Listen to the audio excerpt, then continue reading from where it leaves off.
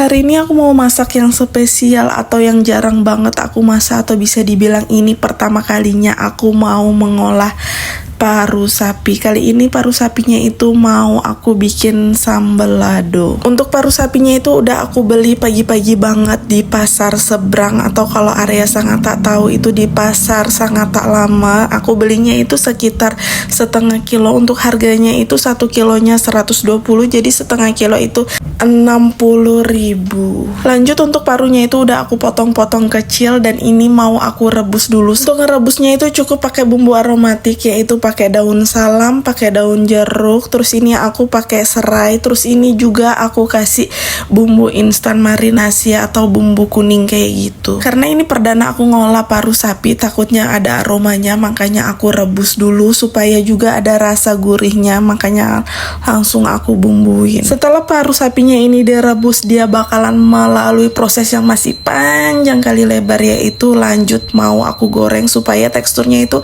agak kering, gak terlalu kenyal-kenyal gitu. Sembari nunggu parunya digoreng itu agak teksturnya kering, ini lanjut aku mau siapkan perbumbuannya untuk sambal lado, yaitu ada bawang putih, bawang merah, cabai keriting, sama cabai rawit. Sama aku tambahkan 1 butir tomat supaya rasanya itu nggak terlalu pedas. Dan ini parunya sekiranya warnanya itu sudah golden brown, sudah warnanya itu kekuningan kayak gini dan berasa kayak udah agak garing gitu, langsung aja kita angkat. Kalau mau bikin sambal lado kayak gini tuh wajib banget menurut aku tuh parunya itu digoreng, karena kalau menurut aku parunya itu cuma direbus kayak gitu doang, itu teksturnya bakalan kayak lebih kenyal, lebih basah. Nah kalau sudah digoreng kayak gini tuh teksturnya itu lebih garing, lebih kering, makanya cocok banget buat di sambal lado, karena sambal lado itu kan teksturnya sambal garingan gitu, nggak yang berkuah ya guys. Parunya udah selesai kita goreng, lanjut ini aku mau numis perbumbuannya yang sudah aku chopper. Untuk kali ini bumbunya itu aku nggak blender halus, melainkan aku chopper supaya dapat tekstur biji-biji dari cabenya ini,